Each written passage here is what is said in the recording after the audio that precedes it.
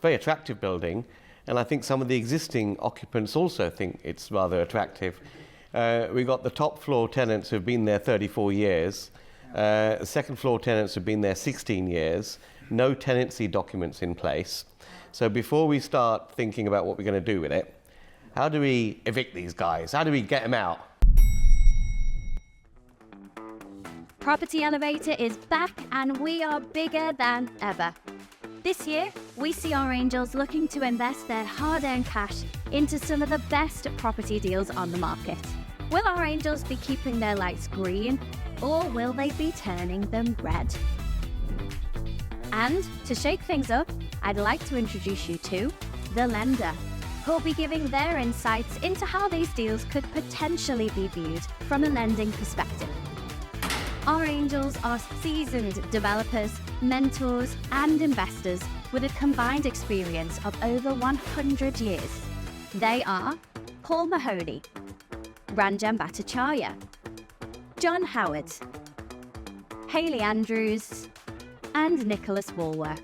Unlike the angels, our lender, Scott Marshall, can't shake hands on any of the deals.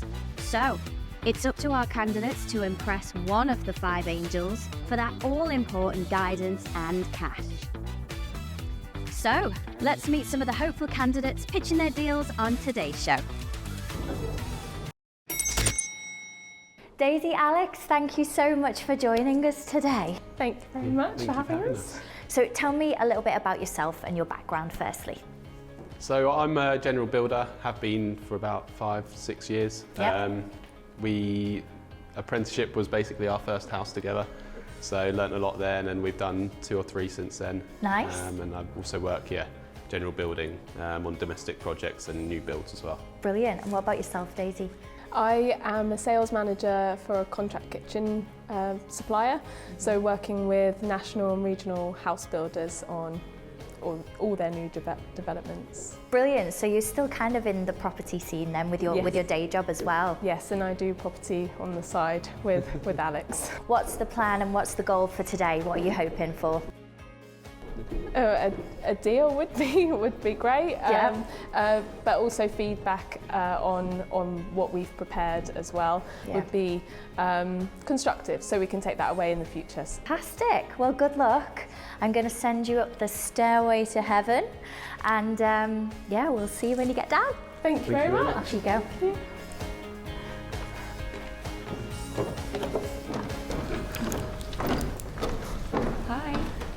Hi. Hi there. Hi. Hello. Hi. Hello angels, I'm Daisy. And I'm Alex. And together we're Mills Barton Property.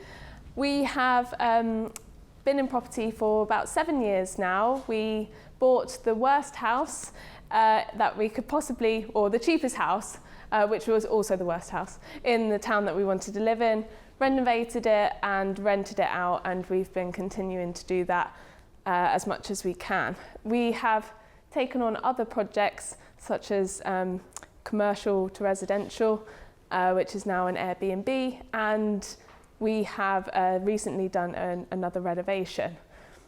So the investment opportunity we bring to you today is a large detached property. It's 397 square metres, or 4,200 square foot, and is currently comprising of 3 separate flats. So the property deal itself, as Daisy mentioned, is fairly large. It's split over 3 different floors, and it's separated as 3 separate flats at the moment. I think the largest being around 150 square metres. And the deal that we are looking at is to split the flats further into 7 separate flats. Part of the works include a fairly large extension at the back of the property under permitted development, and a dormer at the top of on the top floor. The purchase cost is 575,000. So yeah, the renovations were 360. Ideally, we're looking for £618,500, and this is to cover the purchase costs, so deposit, stamp duty, and fees. as well as the renovation. We're hoping that we would then use bridging loans or, under some guidance, potentially better routes of finance to actually purchase it, funding the renovation costs. What we're looking for today is a 50-50 split on the equity and the continuous cash flow from the rents, as we'd like to keep the refinance and keep the properties long term. Okay. Good. Well, thank you very much for your pitch. Hayley. Am I right in saying there's two schemes here? You've got more than one. Yes. Tell us a little bit about the second scheme. We had, so originally our first thought is to split it into flats, hold and rent. I came to a property elevator conference a couple of weeks ago, and I was inspired by something that you said, Hayley, about having cluster flats, and we have explored the idea of keeping the 3 flats as they are and renovating the rooms to have sort of self-contained kitchenettes and en suites, and then renting those out effectively as sort of HMO lets. Well, that's John out then. Excellent. Only 4 of us left now. That's only the second option. Yeah. Exactly. So I'm more interested in the second option, to be honest. What a surprise. So in terms of, so we're doing cluster flats, so that's 11 rooms in total. How have you come up with your GDV? I think it was quite low. Where was it? So you had, what was your GDV for the? It was 750,000. Where did you get that from? We could only base that on Comparable. Refinancing the 3 separate flats. Okay. I think that's quite low. Your rental figures are quite conservative as well, I think. So your GDV, if you were to go down the cluster flat route, would be, I think, a lot higher. I like cluster flats too. Yeah. It's a beautiful building, but I think it's a very attractive building, and I think some of the existing occupants also think it's rather attractive. We've got the top floor tenants who've been there 34 years, second floor tenants who've been there 16 years, no tenancy documents in place. So before we start thinking about what we're going to do with it, how do we evict these guys? How do we get them out? We were advised that we would need to get a tenancy agreement in place, but we would have to enforce that and then wait in order to issue. Okay, I don't think it's as simple as that. So if there's no tenancy in place whatsoever, they would be considered probably an assured tenant, which means you'd struggle to get them out. You get the market rent, but you would struggle to get them out. And the 34 years issue, that's a significant absolutely, because they've accepted the rent from them without a tenancy agreement, without a short-hold tenancy agreement. The way forward probably, potentially, is to say, look, we'll buy it subject to vacant possession. Were the flats split with planning permission? Are they split They were with? done in the 60s. They were done in the 60s, so it's just Yeah, probably. existing so use. Okay, so in that situation, and we used to buy lots and lots of these types of things over the years, many flats like this. We don't buy many these days because there aren't many around anymore, but you've finally found one, which is brilliant. So well done. So basically, it probably hasn't got planning permission for its current use, but because it's been over 12 years, you can get what's called a certificate of lawful use on it, which you probably know. You need 2 sworn affidavits, probably by the tenants or the next door neighbour or the owner, current owner, to say that they remember it being in flats for many years. That's not a problem. And do you know what the market rent is? 11 to 1200. Yeah, for a flat that That's a different size. So changes. yeah, 700 for the middle and 450 at the top.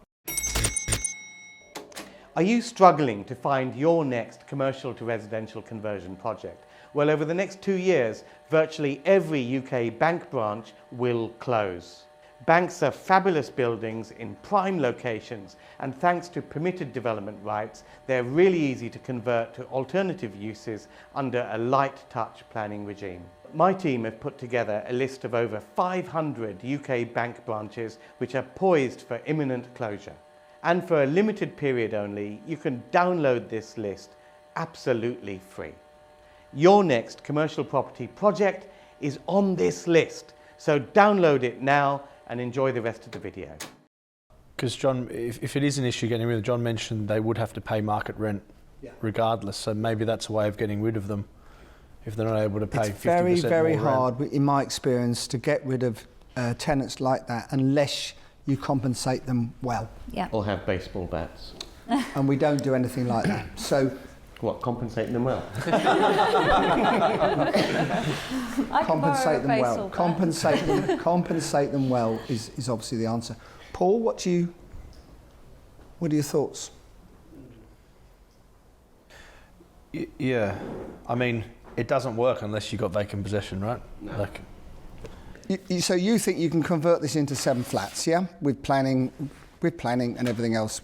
Basically, if you did it 7 flats, what are the 7 one-bedders would they be? No, a mixture of Ones and twos? 4 twos and 3 ones. 4 twos. I like the fact you know that. That's very good. And 3 ones. Yeah. And what's the GDV on those? 1.4 million. 1.4 million. Now we're talking about a proper deal now. This is what's called a grown-up deal. Right, okay, 1.4 million. You're buying it for how much? 600? 575. 600 with stamp duty, yeah? 600. Yeah, call it 600. It's probably too much money, but it's a start. So normally you can never pay more than a third of the end value if you're developing it outside London. Inside London, you can. Outside London, a third of the end value is maximum. Here, that would make it 1.8. You're not at 1.8, you're at 1.4. So the 600,000 is too much money. It needs to be 400. If you can't get the tenants out, it certainly doesn't want to be any more than 400, in my view. Having said that, what you could do is do the ground floor, sell that off. What's the ground floor worth? As it is. Done up nicely. no, done up. 250. Late 200s maybe. 250. 250 off 6. That's 250 to 600 leaves 350. So then you're in for 350 and what's left. Now you're starting talking about a deal because you're reducing your costs. You've sold some off. Your bank, whoever you go to or we go to, will love that. Okay, thank you. Why would you want to sell something off and not maximise it? I mean, we're Oh, developers. you always want to keep everything. We're developers, You know what, in that's life, what we do. Keep some, sell some, get some training, get some cash, get a deal to do again, go again, go again, go again. You don't go again if all you do is rent all the time. If I can just summarise the 2 different options. So option 1 is 7 flats. So you buy it at 600, you spend 360, that stands you in at 960, GDV 1.4 million before finance costs, which is effectively a profit of 450 grand, give or take. Okay, great. Second option, the self-contained cluster flats. Buying still for 600. What are your costs to go to the cluster flats? The renovation was more Yeah. because we were aiming to put in en-suites on every room and kitchenettes and things. So I think it was 450. 450, right, okay, so you've got a purchase price of 600 plus 450, that stands you in at 1.05 million. Okay, with the GDV that you've spoken about, let's say the net yield on that, net rent on that is, I don't know, £70,000 a year. At No, it's 180. No, sorry, 117 it was. Yeah. You've got to take off 30%. Sorry, I okay? misheard So you, let's say you're at £80,000. Yeah. Okay, a 10% yield, that's 800,000. You're underwater. Yeah. Okay, that option doesn't work. I think So I the told only- everyone that earlier. Right, so the only option then to look at is the flats. But the flats you've got, out of the 3 flats you've got there currently, 2 of the flats are effectively on regulated tenancies, which is a material disadvantage and also makes it unattractive from a lending perspective. So in my view, you are materially overpaying for something which is a whole load of problems down the track. And from your perspective of putting in £35,000 into it, I think that it's a risky deal and not lendable, not fundable in its current structure. Now, we've got to go to some offers now, guys and girls. So, who would like to go first? I'll go first. Okay. On the basis of what Scott said there, it needs 600 grand investment.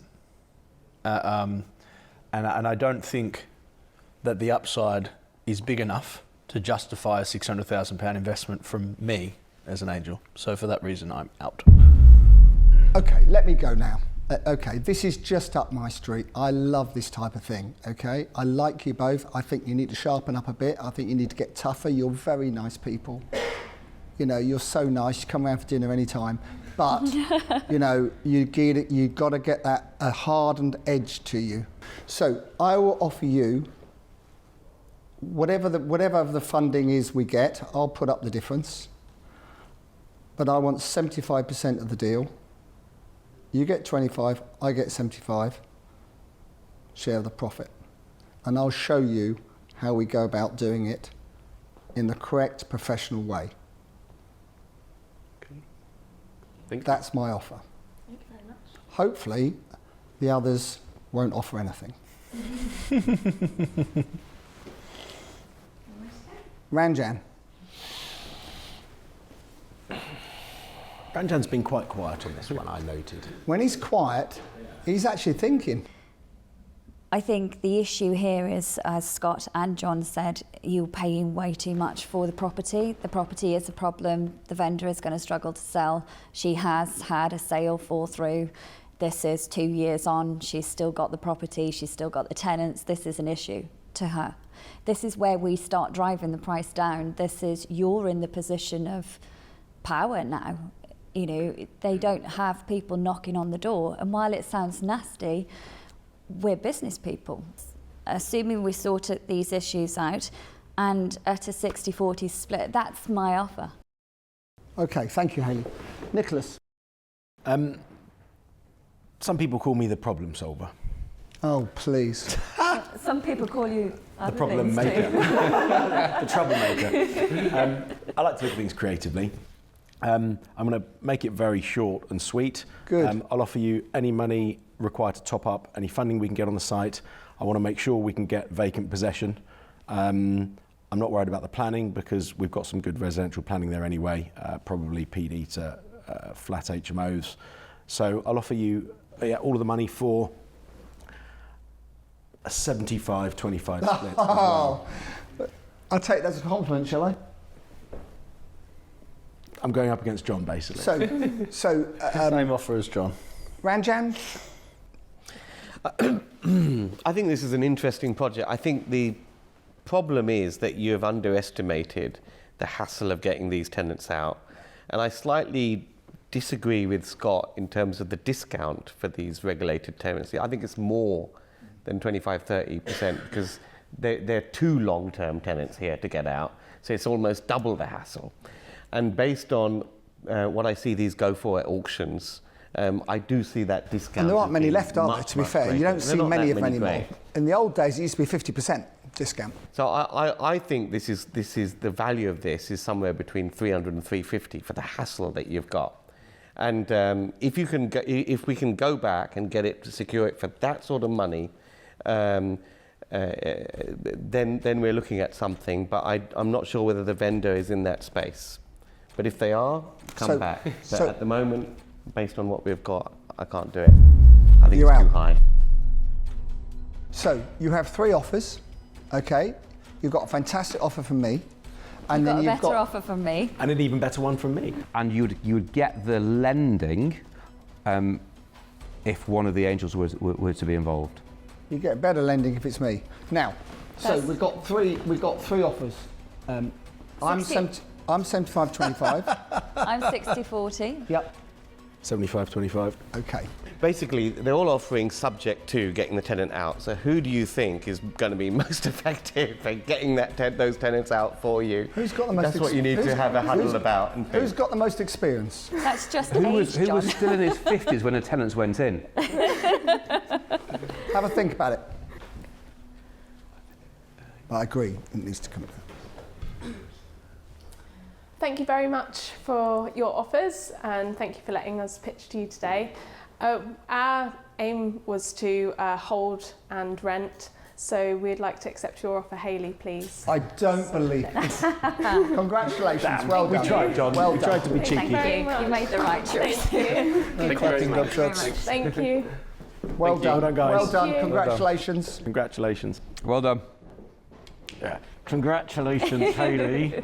Congratulations, Hayley. I don't believe that. You got a pig in a poke there, I think. Well done, Hayley. Oh, God. You knew Winston Churchill, didn't you? Paul says I knew Winston Churchill. You go to Where's school my with him? baseball bat? I'll buy you a baseball bat for Christmas. I've got one. I'm a landlord. Crikey. I have to say, I was the most experienced person here. I thought I had that in the bag. I really did. I actually had a disappointed. feeling I you think they did. made the right choice to go. You think shot they made the yourself wrong in the choice. foot by telling them they had to sell part of it. Yeah, I think that from their perspective, their dream is effectively a refurb to rent strategy. Crazy. Everyone else was obsessed And with so keeping everything. so They never thought they could keep, out of Cash 7 flow is flats, king, John. they could keep 3 and sell 4. Get your cash back and go again. Anyway, I'm over it now. Are you really though? Are you? He's going to be grumpy for the rest of the show. What a power couple we've got here. So multiple deals, multiple offers even, multiple offers, and you went with Hayley. What made you go with Hayley? I think Hayley's vision was kind of to keep long term and aim on cash flow, and that's what we wanted to hear really. And she was optimistic with our end valuation being quite low, so it makes the numbers even better really. I'd like to work with her.